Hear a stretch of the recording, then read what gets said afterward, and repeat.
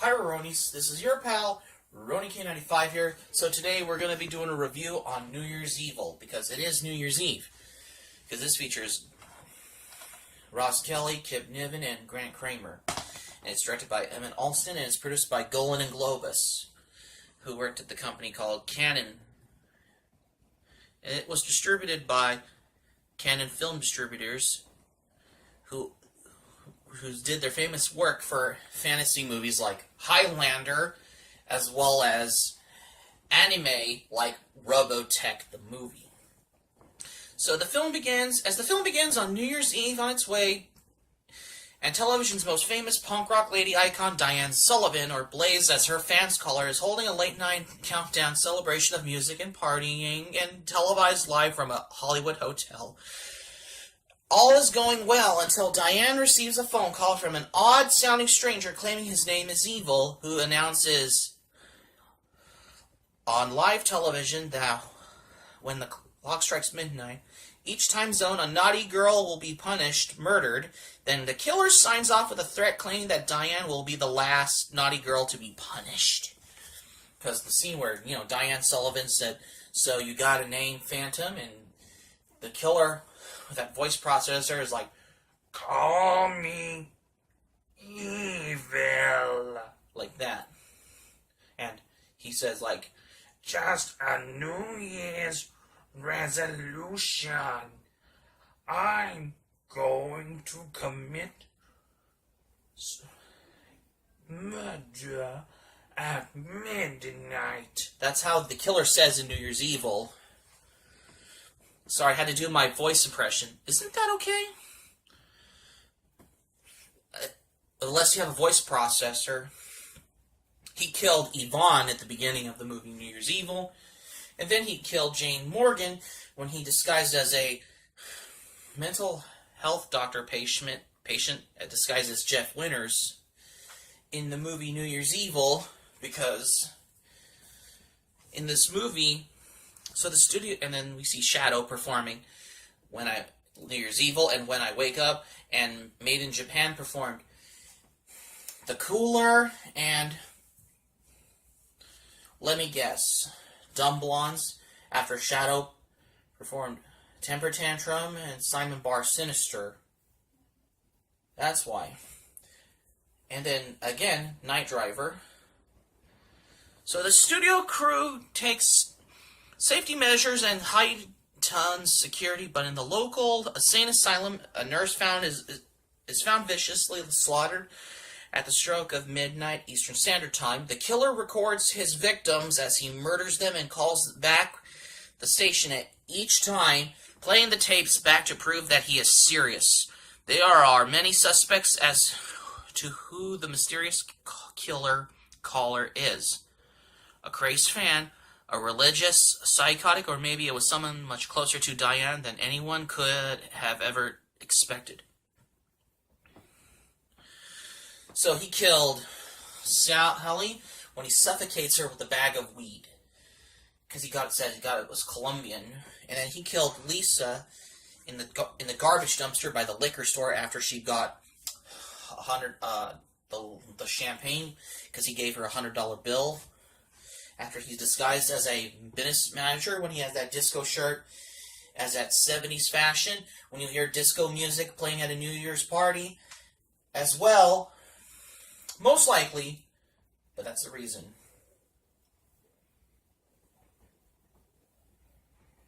Because in this movie, New Year's Evil, and then he killed Sally, and he leaves the bodies everywhere. Just like the nurse he killed in New Year's Evil. And then he disguised as a religious person, and he runs into a group of bikers in this movie. And the biker said to the killer in New Year's Evil, like, "Leave me a pass, Padre." And he gives them the middle finger. And you hear something on the radio saying the police are searching for the victims. Have to be unknown. And in the movie New Year's Evil, he runs into the motorcycle thing. The bikers are pissed off because the killer did it. And then he drove off away, and the bikers followed him. And then he went into that drive-in theater until we see that double feature horror movie playing. First was The Red Queen Kills 7 Times, as well as, which is known as Blood Feast. No, not the 1962 Blood Feast. No, the Italian horror movie from the 70s as The Red Queen Kills 7 Times. The old 70s horror. And then followed by Bloodbath, 1976 horror movie. Because we all know there is some blood and some nudity in... Wait. Unlike any other horror movies that have them like that. You know, like...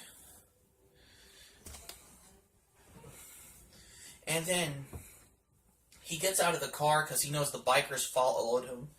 And then they just trashed his car in a drive-in. And the biker said to the killer, "Greetings, asshole." And he disguises the priest saying, "I'm a man of God, not a man of violence." And he pulls the knife and he killed the biker. And he takes somebody out of the car saying, "Where are the keys?" He questions, "Where are the keys?" And he drove off in the drive-in and then just runs into the other biker's motorcycle. After the biker just runs out of the way.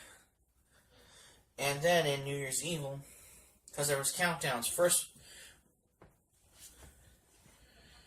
saying the New Year, and then he was in the, she was scared to death and she was crying with fear and all, saying, "There's her $3 in this garnet ring." And then the killer said, disguised as a priest, said, "I don't want your money" in the movie. And which is a little pomp and circumstance.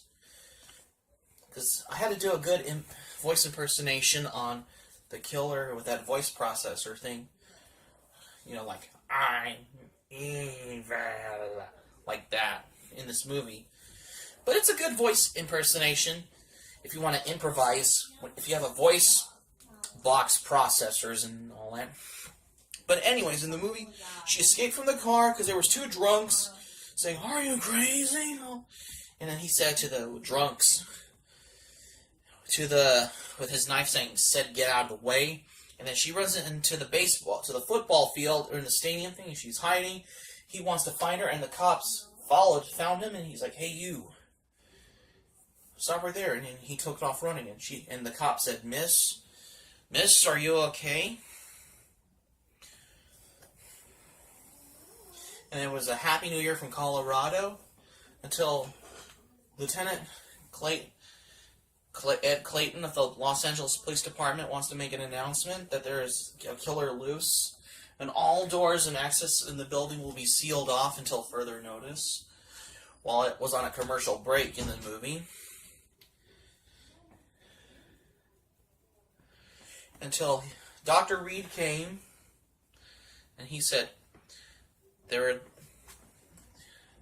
the definitions of a psychopath, of how he studied about what the killer's instincts are, saying he could be bigger than the Son of Sam or the Zodiac Killer. All the psychopaths need to be big in the media. For example, you have, like John Wayne Gacy or Charles Manson or even Richard Ramirez or Eileen Wuornos, depending on which killer should be big in the media on all the psychopaths, or even Ed Gein as well. Especially New Year's Evil. And then, because her son, Derek Sullivan, said he wants to be in a series, who has auditioned to be the lead in the series, which is some obscure show named Space America, Ship America. But, yeah. And then the police thought the killer was her, but it's actually her son. And Derek Sullivan said to his mom, Diane Sullivan, said, "I have a surprise for you, but right now I don't want any part of it." And he took off. And then we see the killer put on that Stan Laurel mask when he has a knife in his hand.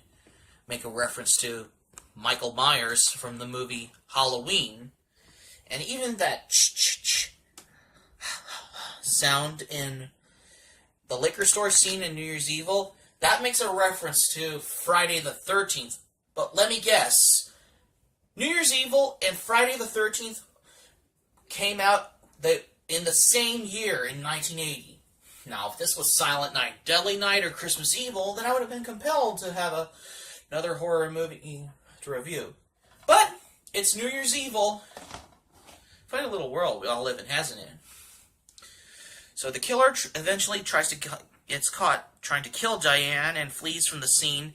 He races up toward the rooftop after he chains Diane up inside the elevator in this movie, New Year's Evil, which was unbelievable.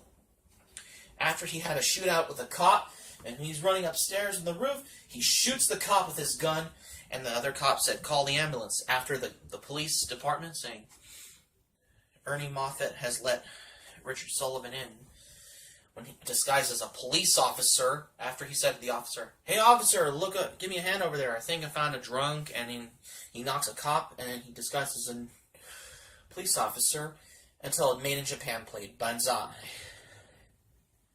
But in the movie New Year's Evil, he puts on that Stan Laurel mask. He commits suicide by jumping off the building. Then the survivor is loaded into an ambulance, while her son is wearing the killer's old mask, which is a Stan Laurel mask, in the ambulance, where the corpse of the medic at the front. And that's how you end this horror movie, where you hit with "Aloha, it's midnight. Happy New Year from Hawaii." So that's going to be it for my review on New Year's Evil. So thanks for watching. But before we go, because the scene I like in New Year's Evil, he said the room is registered to Richard Sullivan. He's saying that they found his Mercedes abandoned in a drive-in. The driver knifed a biker and escaped in a stolen car with a girl hostage in the movie.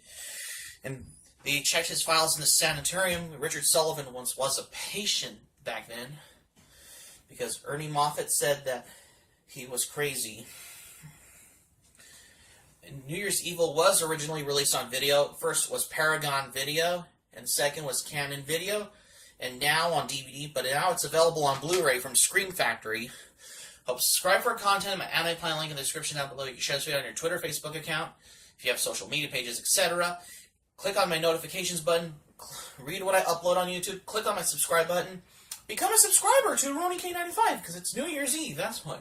Like, subscribe, favorite, comment, share on social media pages like Facebook, Twitter, etc. Click on my notifications button, read what I upload on YouTube. Be sure to subscribe to this button on YouTube. And that's it. So, I decided to watch New Year's Evil. This is RoniK95. I hope you like this review. Hope to see you soon. Sayonara. Oh, and Happy New Year.